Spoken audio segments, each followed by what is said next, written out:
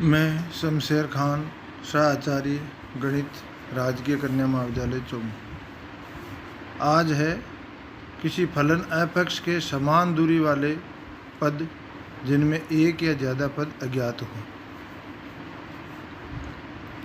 f(x) के समान दूरी वाले पद मतलब अक्ष के समदूरस्थ मानों के लिए f(x) के मान, अक्ष के समदूरस्थ मानों के लिए f(x) के मान। अब इनमें जैसे n+1 मान है, उनमें से n मान दिए हुए हैं, अर्थात एक मान अज्ञात है।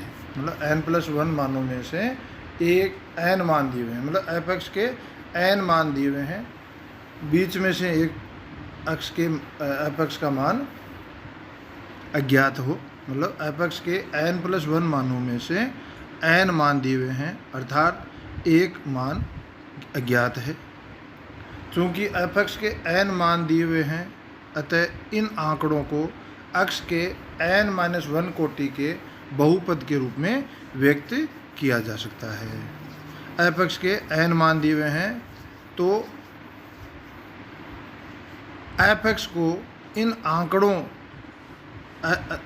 आंकड़ों को अक्ष के n-1 कोटि के बहुपद के रूप में व्यक्त किया जा सकता है। मतलब ये जो f(x) के मान दिए हुए हैं, तो f(x) को n-1 कोटि के बहुपद के रूप में व्यक्त किया जा सकता है इन आंकड़ों के आधार पर। और यदि f(x) n-1 कोटि का बहुपद है, तो इसका n-1वां अंतर अचर होगा तथा nवां अंतर शून्य होगा, जो कि अपन ने पहले एक थ्योरम में प्रूव कर रखा है। अर्थात डेल की power n-1 f(x) is equal to अचर, डेल की power n f(x) is equal to 0। अब अक्ष के विशेष मान a के लिए, अक्ष के विशेष मान a के लिए डेल की power n f(a) is equal to 0, e minus I की power n f(a) is equal to 0। e minus I को द्विपद प्रमेय से अपन प्रसार कर देते हैं, तो अपने को प्राप्त होता है e की power n minus nc1 e की पावर n-1 i। अब i को क्या है, तत्समक संकारक है, इसलिए इसे अपन लिखते नहीं हैं। तो ये प्रसार क्या होगा, e की power n minus nc1 e की power n-1 plus nc2 e की power n-2 plus dash dash dash plus -1 की पावर n कोष्टक के बाहर f(a) इज इक्वल टू 0।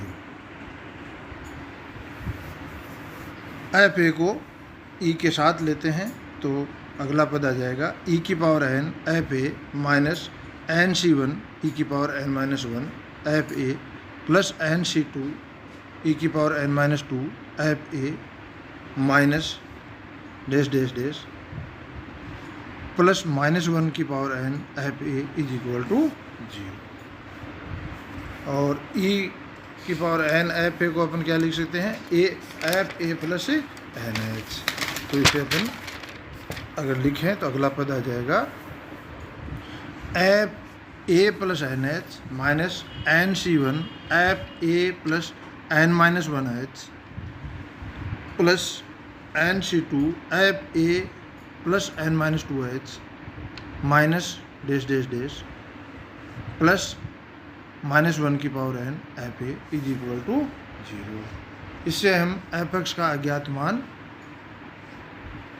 ये दो नंबर समीकरण अपने को समीकरण नंबर 2 प्राप्त हुआ है, इससे हम f(x) का अज्ञात मान प्राप्त कर सकते हैं। पुनः अब क्या, ये तो था कि एक मान अज्ञात हो, तो अब f(x) के n+1 मानों में से n-1 मान दिए हुए हैं, अर्थात 2 मान अज्ञात हैं। तो एक से अक्ष के 2 विशिष्ट मानों a तथा b के लिए डेल की पावर n f(a) डेल की power n f(a) is equal to 0, del की power n f(b) is equal to 0, दो समीकरण अपने को प्राप्त हो जाते हैं और इन समीकरणों को हल करके अज्ञात मान प्राप्त कर सकते हैं। तो सबसे पहले अपन एक क्वेश्चन देखते हैं जिसमें अपन इस विधि से एक मान अज्ञात है तो उसे कैसे ज्ञात किया जाता है, इसे हम इस क्वेश्चन को अपन हल करके इसे इस विधि को समझते हैं। इस उदाहरण से आपको, इस प्रश्न से आपको ये विधि समझ आएगी।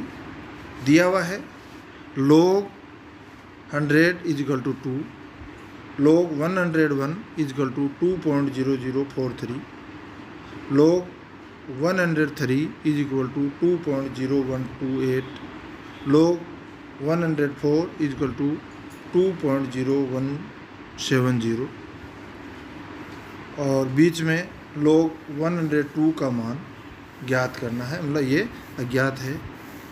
तो f(x) के 5 मानों में से 4 मान दिए हुए हैं, अतः इसका तृतीय अंतर क्या होगा, अचर होगा।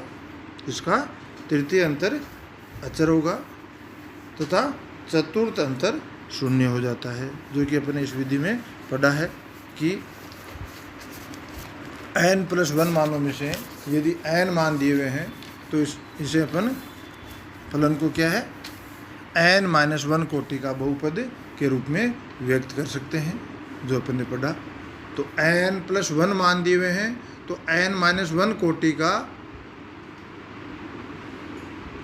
अंतर क्या होगा, अचर होगा। तो यहाँ 5 मान दिए हुए हैं, 5 मतलब n+1 की जगह 5 दिया हुआ है तो n-1 कितना होगा, 3 होगा। तो 5 मान दिए हुए हैं तो इसका तीसरा अंतर अचर होगा और चतुर्थ अंतर शून्य हो जाता है, अर्थात del for f(x) is equal to 0, अर्थात del for f(x) is equal to 0। इसे नंबर 1 दे देते हैं। तो 1 में x इजकल टू 100 रखने पर, 1 में x इजकल टू 100 रखने पर del for f(100) is equal to 0। del for को अपन e-i की घात 4 लिख देते हैं, तो e-i की घात 4 f(100) इज इक्वल टू 0। इसे खोल देते हैं, द्विपद प्रमेय से इसका प्रसार करते हैं। तो प्रसार क्या होगा, e4 minus 4e³ plus 6e² minus 4e plus 1 कोष्ठक के बाहर f(100) इज इक्वल टू 0। यहाँ h क्या है, 1 है। तो और f(100) को e4 के साथ, e³ के साथ, e² के साथ, e के साथ और 1 के साथ इसे लिखते हैं। तो अपने को क्या प्राप्त होगा, f(100) प्लस 4 क्यों होता है, क्योंकि e⁴n f(x) इजकल टू क्या होता है, f(x) प्लस nh। तो e4 f(100) क्या होगा, 100 प्लस 4h और h क्या है, 1। इसका मतलब e⁴ f(100) क्या होगा, f(100) plus 4 minus 4 f(100) plus 3 plus 6 f(100) plus 2 minus 4 f(100) plus 1 plus f(100) is equal to 0। या f(104) minus 4 f(103) plus 6 f(102) minus 4 f(101) plus f(100) is equal to 0। f(104) का मान है 2.0170 minus 4 into f(103) का मान रखेंगे 2.0128 plus 6 log 102, क्योंकि इसका मान अपने को दिया हुआ नहीं है, अज्ञात है, माइनस 4 इंटू f(101), तो माइनस 4 इंटू 0.0043 प्लस f(100) का मान क्या है, 2 इज इक्वल टू 0। अब इसको अपन कैलकुलेट करते हैं और सिंप्लीफाई करते हैं तो अगला पद आ जाएगा log 102 log 102 is equal to सारा कैलकुलेट करके अपन इधर इसको इक्वल टू के इस तरफ ले आएँ, राइट हैंड साइड की तरफ ले आएँ, तो मान हो जाएगा 12.0514 अपॉन 6 इज इक्वल टू 2.0086।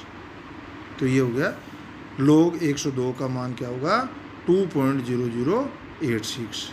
तो ये है कि यदि फलन के मान दिए हुए हों, अक्ष के समुद्रस्थ मानों के लिए फलन के मान दिए हुए हों और बीच में एक फलन का एक मान अज्ञात हो, तो अपन इसे कैसे ज्ञात करते हैं, इसकी विधि अपन ने अभी पढ़ी और विधि के साथ साथ इसे अपन हल करके इसका मान कैसे प्राप्त करते हैं विधि में पढ़ा। अपना क्वेश्चन जो सॉल्व किया उसको अपन ने पढ़ा, तो आपकी विधि इस क्वेश्चन से आपको क्लियर हो गई होगी। और तो अपन ने इस विधि से log 102 का मान ज्ञात कर लिया। अब आगे अपन पढ़ेंगे कि यदि दो मान अज्ञात हों तो कैसे ज्ञात करते हैं, और ये अज्ञात मान ज्ञात करने की प्रथम विधि थी। कल अपन पढ़ेंगे कि इसकी द्वितीय विधि क्या है, फिर अपन पढ़ेंगे कि इसके दो मान अज्ञात हों तो कैसे ज्ञात करते हैं। धन्यवाद।